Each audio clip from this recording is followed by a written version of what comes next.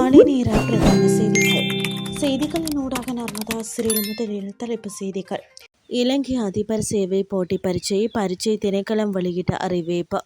பாதுகாப்பற்ற உணவால் ஆண்டுக்கு 15 லட்சம் பேர் பலி, உலக சுகாதார நிறுவனம் எச்சரிக்கை. ஈரானின் செறிவூட்டப்பட்ட யுரேனியம் ஈற்றம் வெளியிட்ட அறிவிப்பால் பரபரப்பு. இனி விரிவான செய்திகள். உலகளவில் பாதுகாப்பற்ற உணவுகளை உட்கொள்வதால் ஒவ்வொரு ஆண்டும் சுமார் 86.6 கோடி பேர் நோய்வாய்ப்படுவதுடன் 15 லட்சம் பேர் உயிரிழப்பதாக உலக சுகாதார நிறுவனம் விடுத்துள்ள புதிய அறிக்கையில் எச்சரிக்கப்பட்டுள்ளது. உலக மக்கள் தொகையில் 5 வயதுக்குட்பட்ட சிறுவர்கள் வெறும் 9% மட்டுமே உள்ள போதிலும் உணவினால் ஏற்படும் ஒட்டுமொத்த நோய் பாதிப்புகளில் 1/3 பகுதியை இந்த குழந்தைகளை எதிர்கொள்கின்றனர். இந்த குழந்தைகளுக்கு ஏற்படும் கடுமையான வயிற்றுப்போக்கு மரணத்தை விளைவிப்பதுடன் உணவில் கலந்திருக்கும் ஆர்சனிக், ஈயம் போன்ற இரசாயன நச்சுக்கள் அவர்களின் மூளை வளர்ச்சியை பாதித்து ஆயுட்கால நரம்பியல் குறைபாடுகளையும் ஏற்படுத்துகின்றன.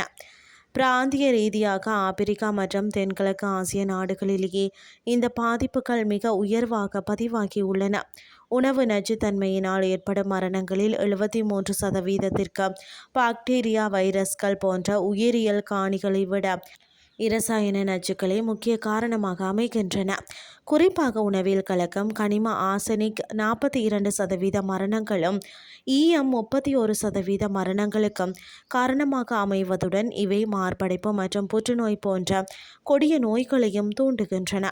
ஆரோக்கிய பாதிப்புக்கு அப்பால் இந்த நோய் தாக்கங்களால் மக்கள் வேலைக்கு செல்ல முடியாமல் போவதால் உலகளாவிய உற்பத்தி திறனில் ஆண்டுக்கு சுமார் 310 பில்லியன் அமெரிக்க டாலர் பொருளாதார இழப்பு ஏற்படுவதாக உலக சுகாதார நிறுவனம் சுட்டிக்காட்டியுள்ளது.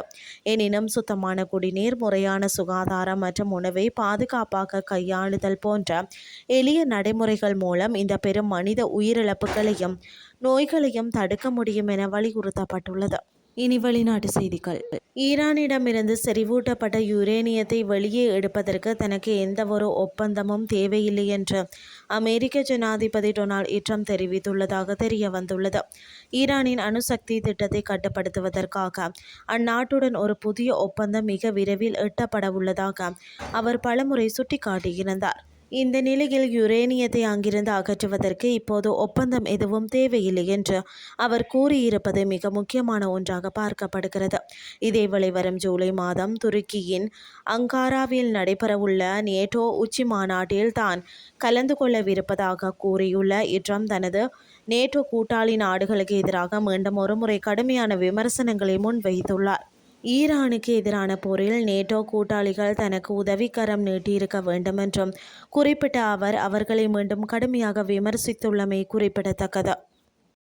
இத்துடன் செய்திகள் யாவும் நிறைவடைகின்றது. அடுத்த இரவு 8:30 எதிர்பாருங்கள். நன்றி.